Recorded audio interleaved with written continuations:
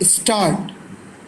Now, sir, honorable members will recall that the bill was introduced in the House of the People on the 2nd September 1953.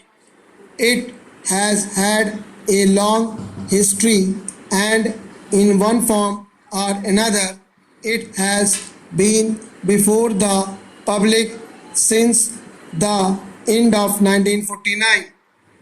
In the statement of objects and regions, the various stages through which the bill has passed since 1946 have been summarized, and I need not recapitulate on this occasion the circumstances in which the then government of India took the decision in early 1946 to initiate an inquiry into the reform of our company law.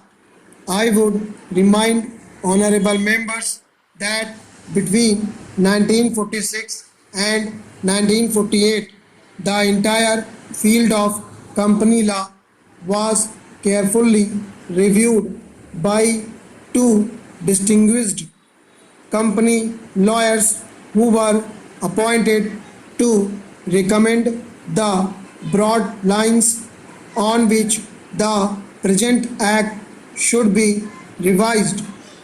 Their recommendations were examined in the then Ministry of Commerce, and certain tentative departmental views which emerged were circulated in a comprehensive memorandum to all recognized trade and industrial associations, bar associations, the high courts and the state governments. That brought us to the end of 1949. Many representations on this memorandum were duly received from chambers of commerce, trade and industrial associations, state governments and the general public. At the end of 1950, the Government of India appointed a committee under the chairmanship of Sri Bhabha to go into the entire question of the revision of the Companies Act with particular reference to its bearing on the development of trade and industry in this country. This committee examined a large number of witnesses in many parts of the country and submitted its report in March 1952.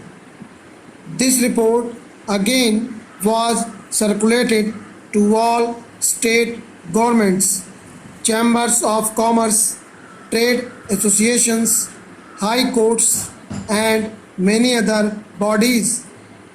At the same time, a special officer was appointed in the Department of Economic Affairs, Ministry of Finance, to examine the report in the light of the views received from the interested public and to submit proposals to government for the revision of the present act.